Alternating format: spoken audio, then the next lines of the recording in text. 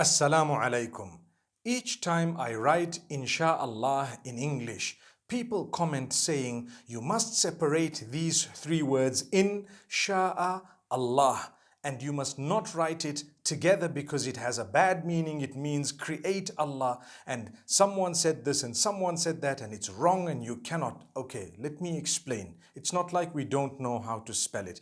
If you are writing Inshaallah, which means if Allah wills, okay, in the Arabic language, if you're writing it in the Arabic language, the correct way of writing it is three separate words. Insha'a Allah. So Insha'a Allah. And when you're saying it, you say Insha'Allah. Okay? So I'm writing it in the Arabic language. The correct way of writing it is three separate words. Insha'Allah in the Arabic language. In any other language, if I am saying if Allah wills in English, I should write IF space ALLAH space WILLS. That's if Allah wills. Those are three separate words. But if I am doing what is known as a transliteration, which means it's Arabic, but I'm just writing it in another language for people to read it, I can write it anyhow, completely, for as long as it is readable to the people, legible, they can see it, they can read it. If you look at, the Malay language, they write in Sia Allah, the S-Y-A. They pronounce the S-Y the way we pronounce S-H. So they can write it how they want, for as long as when people read it, they read it Insha'Allah. Because a transliteration means nothing. It is only making you read something. For example, I write Bismillahir Rahmanir Rahim. How should you write it? Come on. Don't get into such a silly argument. You can write B-I-S-M. You don't need to write B space I-S-M space A-L-L-A-H space. You just write B-I-S-M-I-L-L-A-H, Bismillah. It's okay. You don't need to separate it because it's just a transliteration. But if you are writing it in the Arabic language, you will need to write the Ba, Sin, Mim, space, Allah, space, Ar-Rahman, space, Ar-Rahim, because that's the Arabic and that's how it should be written, okay?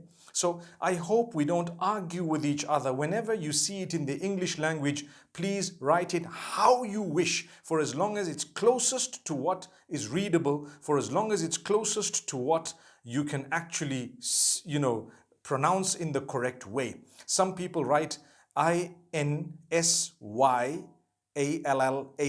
because they speak Malay. That's fine. Others might say, why did you put a Y? Because that's how they pronounce it. I came across the name Khadija. In Turkish, some people spell it H-A-T-I-C-E.